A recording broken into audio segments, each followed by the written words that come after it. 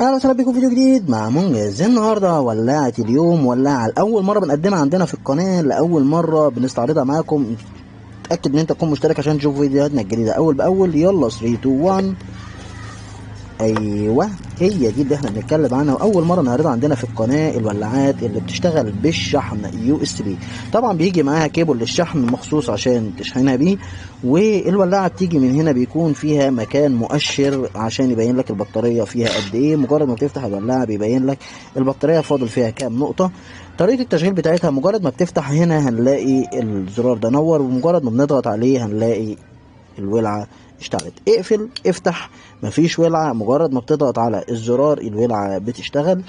ودي طبعا من الحاجات المميزة اللي ناس كتير سألتني عنها. انا عايز ولاعة تكون بتشحن يو اس بي وتكون ولاعة من الولاعات الشيك والرقيقة. دي ولاعة شيك ورقيقة وممتازة جدا. ما تنسوش تكونوا مشتركين في القناة عشان تشوفوا فيديوهاتنا جدا اول باول. سلام.